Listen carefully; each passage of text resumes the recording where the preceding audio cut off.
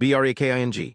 Mutsvangwa's Manhize steel plant shuts down despite claims it's bigger than South Africa. The 10th of September 2025, by Simba Chikanza Vertical Bar Zim I.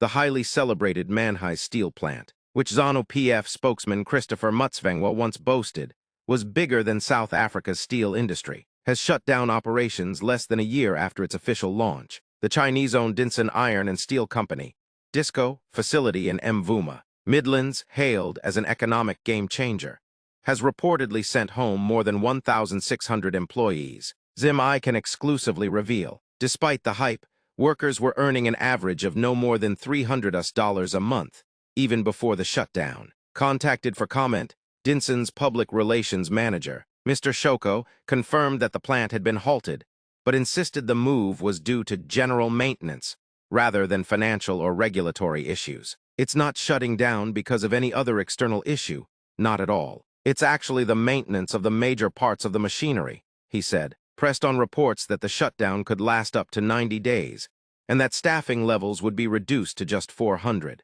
Mr. Shoko acknowledged that some departments had been affected, but claimed workers would continue to be paid. They are not dismissed, they will be paid, he said, although questions remain over whether full salaries will be honored during the downtime. The closure has intensified scrutiny of the plant's labor practices, with employees questioning why a project marketed as Africa's largest steel producer is paying salaries far below the poverty datum line. For people working in a dangerous steel industry, where anything can happen, $300 is way below survival levels, one employee told Zim I. The plant's sudden halt is a major embarrassment for Mutsvangwa and ZANU-PF, who touted the project as a symbol of Zimbabwe's economic revival. Its closure, even temporarily, raises fresh doubts about the sustainability of Chinese-backed mega-projects in the country. Ambassador Mutsvangwa could not be drawn to comment at the time of writing.